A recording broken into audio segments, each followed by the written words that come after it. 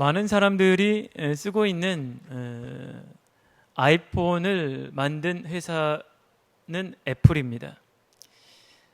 애플은 세계 최고의 기업입니다. 그 기업을 경영하는 최고 경영자는 팀 쿡이라고 하죠. 그 사람에게 어떤 기자가 하루는 질문을 했습니다. 당신은 당신이 계획한 대로 인생을 잘 살고 있느냐라고 물었습니다. 그랬더니 이 사람이 대답하기를 전혀 그렇지 않다는 거예요. 대학 졸업하고 한 2년은 그렇게 되는 것 같았대요. 그런데 전혀 자기 인생을 자기 계획대로 못 살고 있다는 거예요. 누가 보더라도 세계에서 최고 기업을 경영하는 사람이기 때문에 자기 인생을 계획한 대로 살 줄 알았는데 그렇지 못하다고 합니다. 여러분은 어떻습니까? 여러분의 인생을 여러분이 생각한 대로 살아가고 있습니까? 아마 아무도 그런 사람은 없을 것입니다. 결혼 문제, 자식 문제, 돈 문제, 그 어떤 것도 내 생각대로 되는 게 아무것도 없죠. 사람이 점점 살아가면서 그래서 이 모든 것들을 다 포기하고 그냥 주어지는 대로 살아가게 됩니다. 왜 그럴까요? 이 세상의 주인이 따로 있기 때문입니다. 온 우주를 창조하시고 그 온 우주를 붙드시고 지금도 모든 인생을 살피시며 운행하시는 분이 있는데 그분이 바로 여호와 하나님입니다. 그분이 이 세상의 주인이에요. 그래서 그분의 뜻만 서게 되고 그분의 계획만 이루어지게 되어 있어요. 우리를 창조하신 것도 그분의 영광을 위하여 창조하였습니다. 그렇다면 하루속히 우리는 우리의 인생의 주인을 바꿔야 됩니다. 그래야지만이 우리가 행복해질 수가 있어요.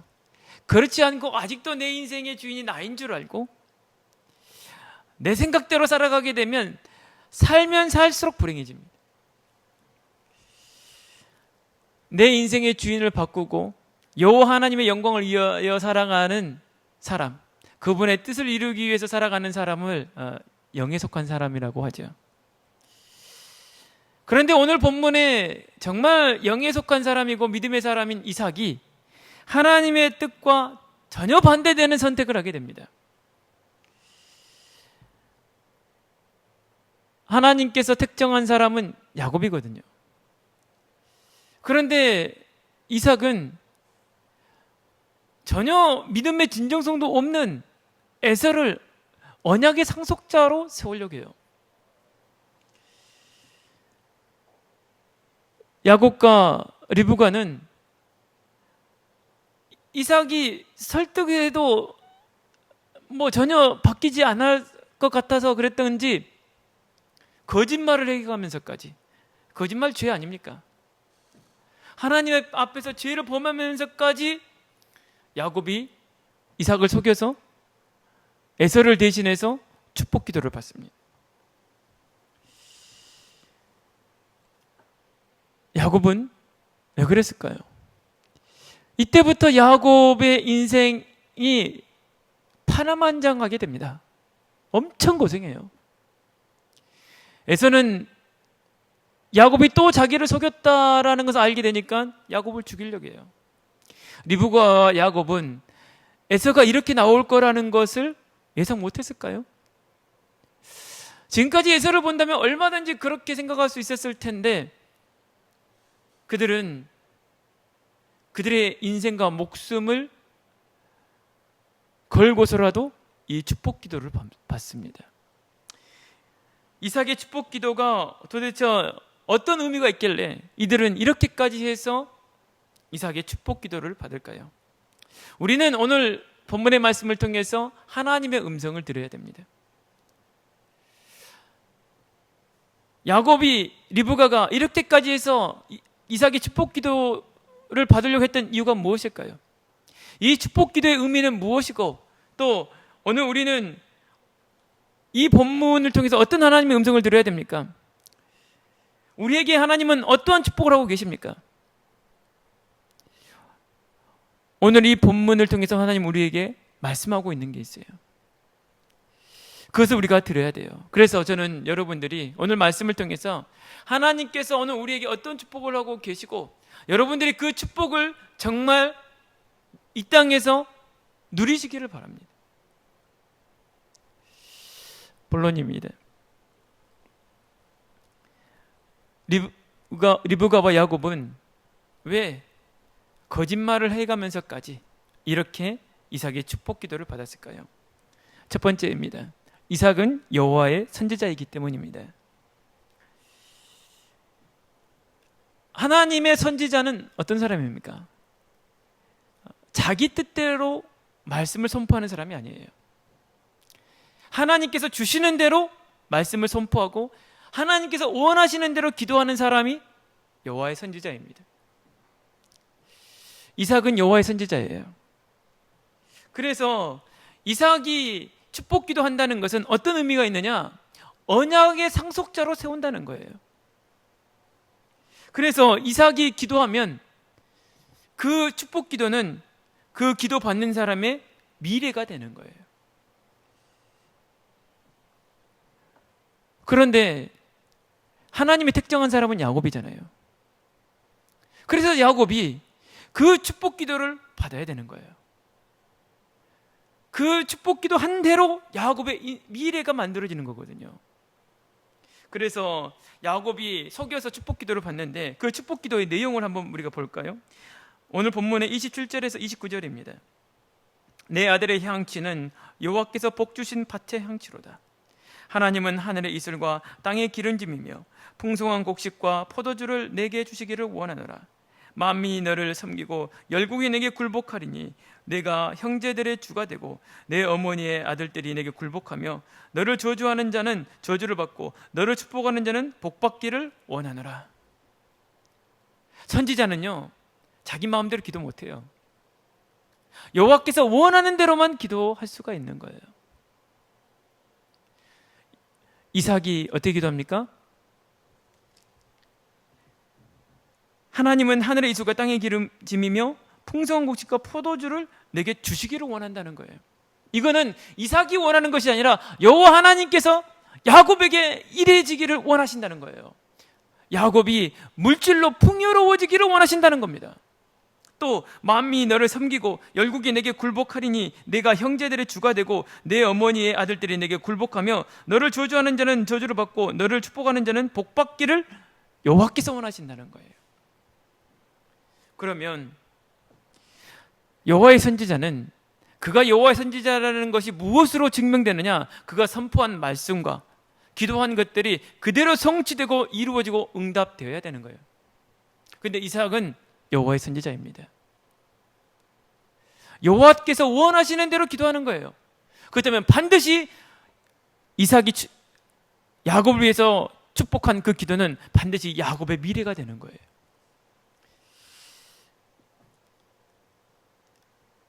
이 이후 어떻게 됐습니까? 이삭이 기도한 대로 야곱에게 이루어지게 되죠. 조상 이스라엘 백성이 이집트에 나와서 가나안 땅에 들어갑니다. 그 들어가는 그 과정 중에 이 아모리 족속과 모압 족속을 멸절시키거든요. 그런데 모압 왕 발락이 이스라엘 백성이 아모리 족속을 어떻게 했는가 소식을 들었어요. 그러니까 모압 왕 발락이 두려운 거예요. 그는 그의 신하들을 여호와의 선지자 발람에게 보냅니다. 뭐라고 하느냐? 와서 이스라엘 민족을 저주해 달라는 거예요. 발람은 하나님께 기도합니다. 하나님 어떻게 해야 됩니까? 여호와께서 가지 말라는 거예요. 그래서 발람은 여호와께서 가지 말라고 한다 보냅니다. 그랬더니 발락이 이제는 모압의 귀족들뿐만 아니라 미디안의 많은 귀족들을 발람에게 보냅니다. 와달라는 거예요. 그래서 발람이 또 여호와 하나님께 기도합니다. 하나님 어떻게 합니까? 가되 너는 내가 하라는 대로 기도하라 합니다. 그래서 이 발람이 그 귀족들과 발락에게 얘기합니다. 나는 여호와께서 기도하라는 대로만 기도한다. 그랬더니 이 발락이 발람을 데리고 높은 산에 올라갑니다. 그리고 이스라엘의 진영이 딱 보이는 데서 기도하라는 거예요. 그랬더니 발람이 이렇게 기도합니다. 발락이 나를 아람에서, 모압 왕이 동쪽 산에서 데려다가 이르기를 와서 나를 위하여 야곱을 저주하라. 와서 이스라엘을 꾸짖으라 하는도다. 하나님이 저주하지 아니하신 자를 내가 어찌 저주하며 여호와께서 꾸짖지 아니하신 자를 내가 어찌 꾸짖으랴. 내가 바위 위에서 그들을 보며 작은 산에서 그들을 바라보니 이 백성은 홀로 살 것이라. 홀로 산다는 얘기는 아주 강성해서 어느 누구도 의지하지 않고 홀로 자기 힘으로 독립적으로 살아간다는 얘기입니다. 그들을 여러 민족 중에 하나로 여기지 아니하려다. 그냥 그저 그런 민족 중으로 여기지 아니한다. 특별한 민족이다 이 말이죠. 야곱의 티끌을 누가 능히 세며 이스라엘의 4분의 1을 누가 능히 셀고, 하나님은 사람이 아니시니 거짓말을 하지 않으시고 인생이 아니시니 후회가 없으시도다. 어찌 그 말씀하신 바를 행하지 않으시며 하신 말씀을 실행하지 않으시랴. 내가 축복할 것을 받았으니 그가 주신 복을 내가 돌이키지 않으리로다. 하나님께 받은 기도 제목이 뭐라는 거예요? 이스라엘 민족을 축복하라는 거예요. 그러니 내가 어떻게 안 할 수가 있느냐. 그런데 발람은 어떻게 하라는 거예요? 하나님께서 저주하지 않으시고 축복한 자를 저주하라는 거예요. 그게 난 못한다는 것이죠. 야곱의 허물을 보지 아니하시며 이스라엘의 반역을 보지 아니하시는도다. 여호와 그들의 하나님이 그들과 함께 계시니 왕을 부르는 소리가 그 중에 있도다. 하나님이 그들을 애굽에서 인도하여 내셨으니 그의 힘이 들소와 같도다. 야곱을 해할 점술이 없고 이스라엘을 해할 복술이 없도다. 이때에 야곱과 이스라엘에 대하여 논할진대 하나님께서 행하신 일이 어찌 그리 크냐 하리로다. 이 백성은 암사자같이 일어나고 숫사자같이 일어나서 움킨 것을 먹으며 죽인 피를 마시기 전에는 눕지 아니하리로다. 나중에는 무슨 얘기까지 합니까? 야곱의 후손으로 말미암아 그리스도께서 오실 것을 예언하죠. 오늘 우리가 방금 읽은 이 내용의 그 말씀들은, 그 축복은 다 어느 것과 일치합니까? 이삭이 야곱을 축복하는 그 기도와 일치합니다. 이 기도의 제목은 뭐와 같아요? 하나님께서 아브라함에게 약속하신 내용과 똑같은 거예요. 너를 축복하는 자는 내가 그를 축복할 것이고 너를 저주한 자는 내가 그를 저주할 것이다. 그리고 뭐라고요? 만민이 너를 섬기고 열국이 내게 굴복하리니. 이건 아브라함에게 한 것이죠. 온 우주를 다스릴 권세를 내가 너에게 주겠다라는 것입니다. 누가요? 여호와 하나님께서 야곱에게요. 그 말씀대로 가나안 모든 일곱 족속을 정복하게 되고요. 그들로 말미암아 오신 그 예수 그리스도께서 전 세계를 통치하시게 되는 것이죠. 온 우주를 통치하시게 되는 것입니다. 그런데 이 약속은 야곱뿐만 아니라 오늘 우리에게도 동일하게 주어진 거예요. 왜 그렇습니까? 오늘 우리가 영적 이스라엘이기 때문입니다. 우리가 하나님의 자녀이기 때문입니다. 그래서 우리가 하나님의 자녀이면 또한 상속자 곧 하나님의 상속자요 그리스도와 함께한 상속자니 우리가 그와 함께 영광을 받기 위하여 고난도 함께 받아야 할 것이니라. 오늘 우리가 누구의 상속자라고요? 하나님의 자녀이면 하나님의 상속자라는 거예요. 누구와 함께요? 그리스도와 함께한 상속자요. 그래서 오늘 우리가 야곱이 받은 그 언약의 상속자, 그걸 우리가 동일하게 받은 거예요. 야곱이 받은 그 축복의 기도가 오늘 우리에게 동일하게 이루어진 것입니다. 그런데 한 가지가 있어요.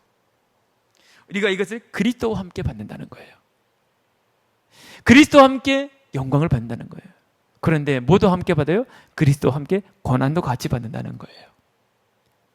그러나 이 고난은 앞으로 우리가 받을 영광에 비교한다면 아무것도 아니에요. 야곱은 자기가 받을 이 엄청난 축복에 비교한다면 에서 때문에 받는 그 고난은 아무것도 아니라는 것을 알고 있는 거예요. 그렇기 때문에 그가 이러한 믿음이 있었기 때문에 거짓말까지 해가면서 에서가 자기에게 어떻게 할 거라는 것을 알면서까지도 이렇게 이삭을 속여서 축복 기도를 받게 된 것입니다. 여러분, 오늘 우리는 하나님의 상속자입니다. 하나님의 자녀이면, 그리스도로 말미암아 하나님의 자녀이면 하나님의 상속자예요. 이것을 베드로 사도는 어떻게 얘기했느냐? 너희는 택하신 족속이요, 왕같은 제사장들이요, 거룩한 나라여, 그의 소유된 백성이니 이는 너희를 어두운 데서 불러내어 그의 귀한 빛에 들어가게 하신 이의 아름다운 덕을 선포하게 하려 하심이라. 오늘 우리를 부르신 것이 이 아름다운 그리스도의 이 복음을 선포하게 하시려고 우리를 택하셨고, 우리를 왕같은 제사장으로, 거룩함으로, 또 하나님의 소유된 백성으로 불렀다는 거예요. 이것이 바로 우리가 받은 구원입니다. 엄청난 거예요. 오늘 우리가 복음을 누구에게 전했느냐에 따라서 그 사람이 영원히 살 수 있고요, 영원히 멸망할 수가 있는 거예요. 엄청난 권세를 주셨어요. 왕같은 제사장이에요. 오늘 우리가 복음을 전하면 그 사람이 죄사함을 받을 수 있고요, 우리가 복음을 전하지 않으면 죄사함을 못 받아요. 엄청난 권세입니다. 이것을 우리에게 주셨다는 거예요. 이것을 이 영광을 우리가 누구와 함께 받는다고요? 그리스도와 함께 받는다는 거예요. 그래서 오늘 우리가 엄청난 이 축복을 받았기 때문에 지금 있는 그 고난은 당연한 거예요. 그러나 그 고난은 앞으로 우리가 받을 영광에 비교한다면 아무것도 아니라는 거예요. 그래서 여러분, 지금 있는 고난 힘드시잖아요. 외롭잖아요. 그러나 여러분, 인내하시기를 바랍니다. 엄청난 축복이 지금 우리를 기다리고 있다는 거예요. 이 땅에서 맛보는 것은 진짜 샘플이에요. 말 그대로 맛보기예요.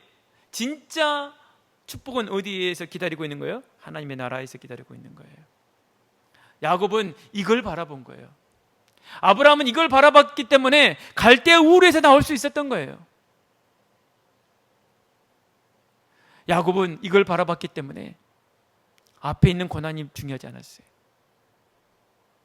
오늘 야곱처럼 여러분이 이 앞으로 받을 그 영광, 그 축복을 바라보시고 정말 모든 것을 인내하실 수 있는 여러분들 되시기를 주의 이름으로 축원드리겠습니다.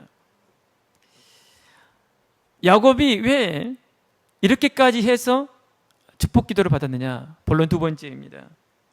이삭이 눈이 어두워 보지 못하기 때문입니다. 이삭은 왜 에서를 언약의 상속자로 세우려고 했을까요? 에서를 보게 되면 신앙이 없어요.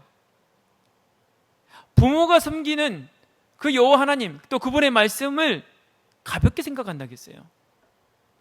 그러니까 장자의 명분도 죽 한 그릇에 팔아버리죠. 또 가장 결정적인 거, 에서가 누구랑 결혼했습니까? 우상 숭배하는 가나안 땅의 여자들과 결혼했어요. 이것은 평생 이삭과 리브가의 근심거리라겠습니다.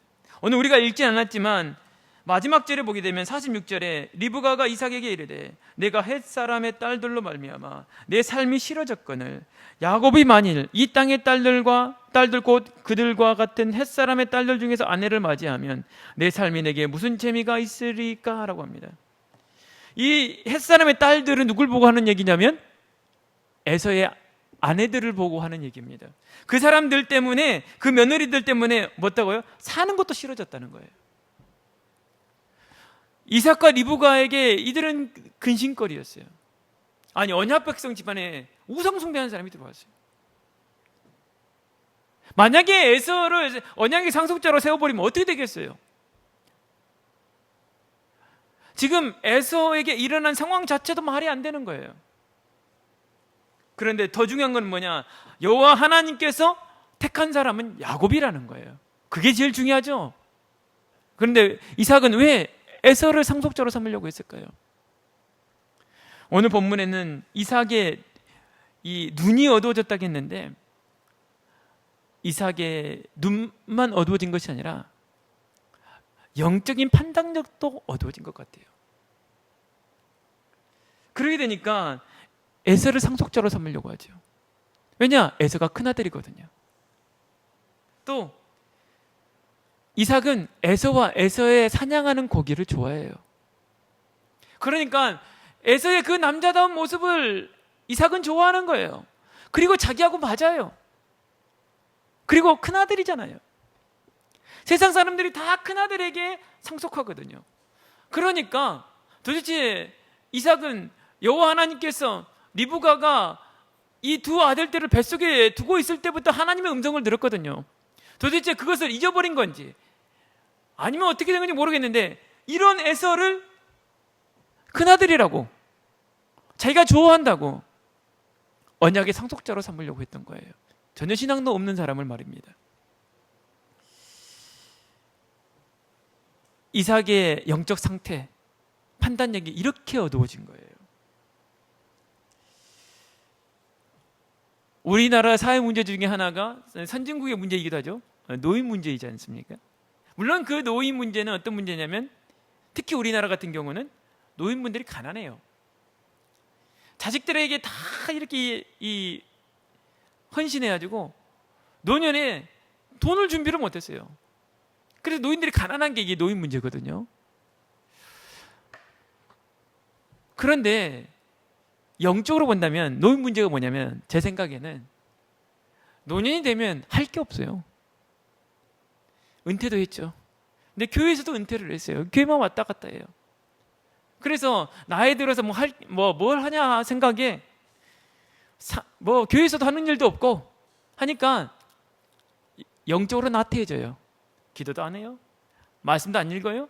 전도도 안 해요. 제가 보기에는 노인의 영적 문제 같아요. 네. 그래서 나이 드신 분들은 차라리 젊은 교육자들과 함께 개척하는 게 나을 것 같아요. 개척하게 되면 기도 안 할 수 없거든요. 말씀 안 볼 수 없고 전도 안 할 수 없거든요. 우리 올리브기 성도님들은 저 때문에 개척을 한 것이 오히려 노년에 게을러질 수가 없어졌어요. 잘된 일인지도 몰라요. 이삭이 나이 많아 늙어지니까 영적으로 어두워져 버렸어요. 그러게 되니까 아주 육신적인 생각을 하게 되는 겁니다. 하나님의 뜻과 완전히 반대되는 선택을 하고 있는 거예요. 오늘 우리는 정말 나이가 들어서라도 늘 성령 인도 받기 위해서 기도해야 됩니다. 왜 그렇습니까? 하나님의 성령은 하나님의 깊은 것까지도 통달하시는 분이기 때문에 하나님의 영 외에는 하나님의 그 깊은 것을 알 수 있는 길이 없어요. 또 예수님께서 어떻게 말씀하셨습니까? 공생애 동안에 성령을 보내시겠다고 계속 반복적으로 말씀하시지 않습니까? 이 성령은 보혜사 성령이십니다. 오늘 우리로 하여금 가르치시고 또 예수님 하신 모든 말씀을 생각나게 하시며 우리를 보호하시는 분이에요. 이 성령 받으라는 거예요. 오늘 우리는 이 성령으로 충만해서 이 성령 인도받기 위해서 늘 기도해야 됩니다. 늘 하나님의 목적과 계획을 생각하고 인도받기 위해서 기도해야 돼요. 그런데 이삭이 그게 안 된 거예요. 나이 들어서 나태해졌나 봐요. 영안이 어두워져 버렸어요. 그래서 이삭을 설득해서 될 일이 아니다 해서 거짓말까지 해가면서 야곱이 이 축복 기도를 받았나 봅니다. 야곱은 왜 이렇게 거짓말 해가면서까지 축복 기도를 받아야 했습니까? 세 번째입니다. 이 모든 것이 하나님의 주권 속에서 일어난 일입니다. 분명히 리브가와 야곱이 한 것은 죄 맞습니다. 그런데 왜 하나님께서는 이렇게 죄 짓는 사람들을 통해서 이 하나님의 뜻을 이루어 가십니까? 하나님의 절대 주권 속에서 일어나는 모든 일, 그 모든 일에는 선한 일도 있고 악한 일도 있고 또 선한 것과 악한 것이 짬뽕된 일도 있어요. 이 모든 일을 통해서 하나님은 결국에는 하나님의 백성을 하나님의 뜻으로 이끌어 가신다는 것입니다. 그렇다면 우리도 거짓말 해도 되겠네요. 그 얘기가 아닙니다. 여러분, 야곱이 이 거짓말한 것 때문에 얼마나 험악한 세월을 보낸지 아십니까? 평생 진짜 엄청나게 고생했어요. 그 시작이 뭐냐? 이 거짓말하고 나오면서부터입니다. 물론 그 정말 험악한 세월은 야곱을 어떤 사람으로 만들었느냐? 믿음의 거목으로 만들었어요. 그래서 하나님께서 이스라엘을 축복할 때마다 항상 누구를 언급합니까? 야곱.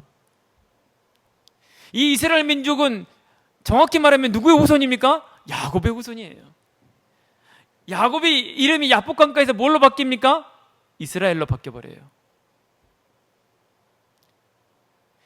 어마어마한 축복을 받은 사람이 이 야곱입니다.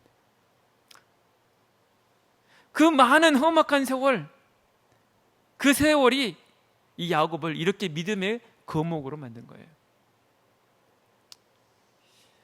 결국에는 이러한 거짓말 때문에 결국 하나님의 뜻을 이렇게 이루어 가시죠. 이 모든 일들이 다 하나님의 절대 주권 속에서 일어난 일입니다. 고생하고 싶으시면 거짓말하세요. 네.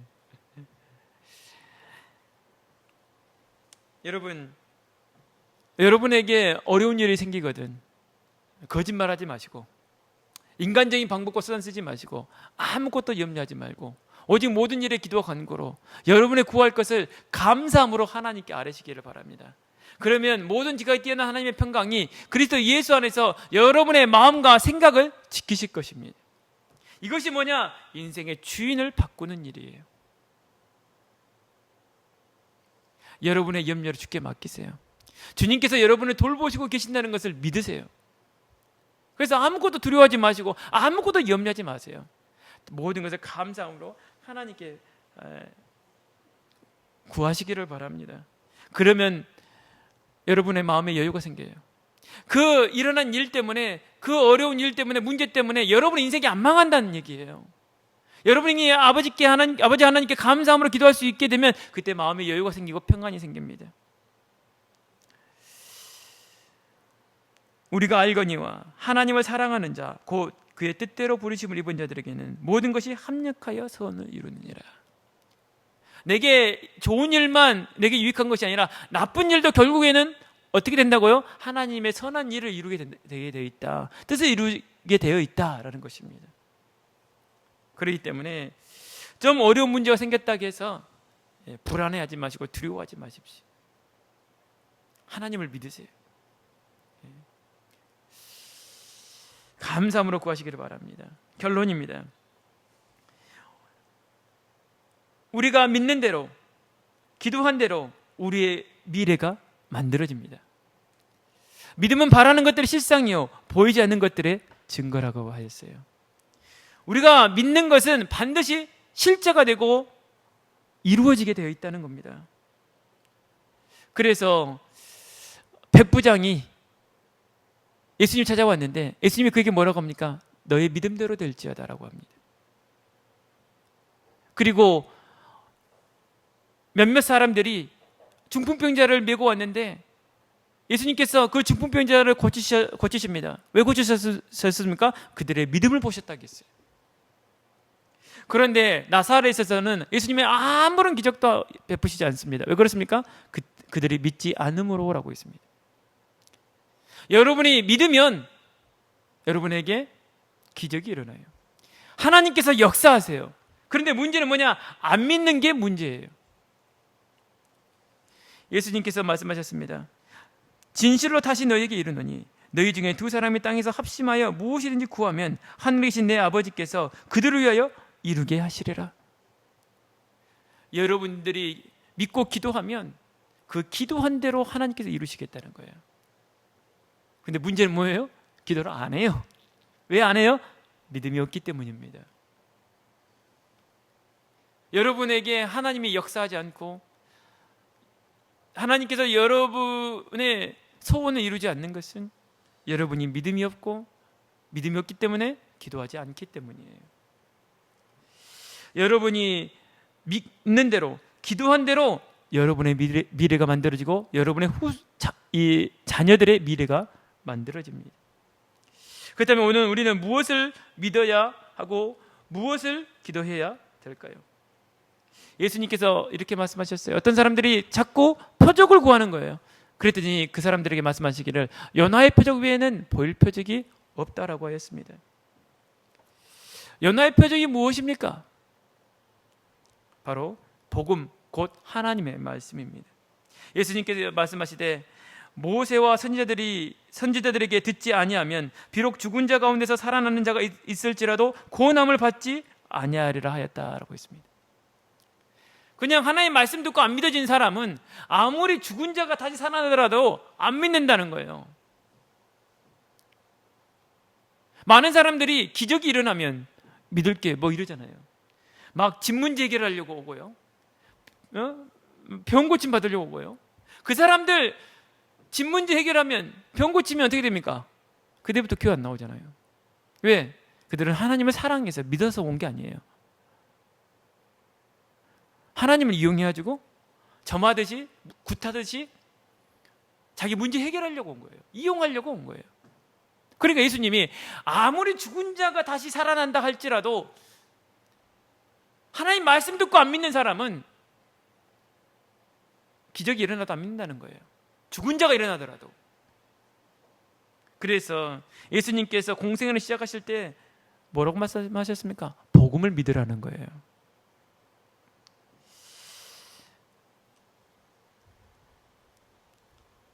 사도 바울이 내가 복음을 부끄러워하지 아니하노니 이 복음은 모든 믿는 자에게 구원을 주시는 하나님의 능력이 됨이라. 먼저는 유대인에게요 그리고 헬라인에게로다. 복음에는 하나님의 의가 나타나서 믿음으로 믿음에 이르게 하나니 기록된 바 오직 의는 믿음으로 말미암아 살리라 함과 같으니라. 뭘 믿으라고요? 복음을 믿으라는 거예요.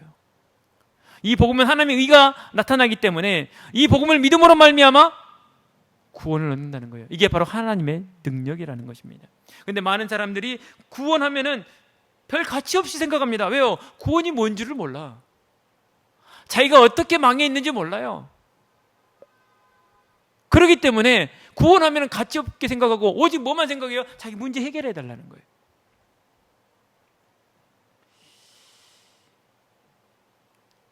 믿는 자들에게 이러한 표적이 따른다겠습니다. 뭘 믿어요? 복음을 믿는 자들에게는. 여러분, 복음 곧 하나님의 말씀을 믿으시기를 바랍니다. 결론 세 번째입니다. 그럼 우리는 무엇을 기도해야 될까요? 예수님께서 부활하셔서 제자들에게 나타나셨습니다. 뭐라고 하셨습니까? 숨을 내쉬며 이르시되 성령을 받으라고 했어요. 예수님께서 승천하실 때도 뭐라고 하셨습니까? 오직 성령이 너희에게 임하시면 너희가 권능을 받고 예루살렘과 온 유대와 사마리아 땅끝까지 이르러 내 증인이 되리라고 하였습니다. 왜 그렇습니까? 이 성령은 하나님의 깊은 것까지 통달하시는 분이시고 예수님께서 하셨던 모든 말씀을 생각나게 하시는 분이시며 우리를 가르치시는 분이시고 우리를 인도하시고 보호하시는 분입니다. 이것을 구하라는 거예요. 근데 많은 사람들이 구해도 받지 못하는 것은 무엇입니까? 주님의 뜻을 위해서 구하는 게 아니에요. 주님의 뜻이 뭡니까? 이 회개의 복음이 예루살렘에서 시작된 이 회개의 복음이 온 천하에 전파돼서 너희가 증인이 되는 것이다. 이것을 위해서 전파하는 게 구하는 게 아니에요. 뭐예요? 자기 욕심 때문에 구하는 거예요. 그러니까 못 받는 거예요. 여러분, 여러분의 욕심을 위해서 성령과 권능을 구하지 마시고요. 무엇을 위해서요? 하나님의 나라와 이 복음을 위해서 구하시기를 바랍니다. 다시 말하면 여러분에게 성령과 권능을 약속하셨는데 교회와 다른 사람의 이익을 위하여 그들의 덕을 위하여서 구하라는 거예요. 다 사람들이 교회 와서 무슨 기도합니까? 다 내 기도. 나 잘 되게 해달라고. 우리 가족 행복하게 해달라고. 예수님은 반대로 얘기하고 있는데 그걸 버리라고 하는데 그걸 위해서 오는 거예요. 그러니까 어쩌다가 한번 조금 받은 것 때문에 기뻐하고 감사하고 이제 끝나고 문제 해결되게 나면 이제 안 왔다가 그걸 또 문제 생기면 또 오고 그런 식이 그걸 보고 종교인이라고 하는 겁니다.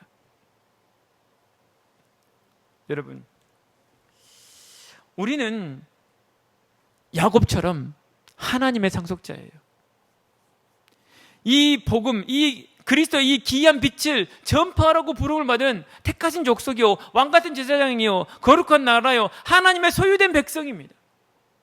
이게 우리가 받은 구원이에요. 어마어마한 거예요. 이 땅에서 하나님의 나라를 누리고 하나님이 지금 우리와 함께 살고 계신단 말이에요. 그런데 안 믿어요. 안 믿기 때문에 구하지 않아요.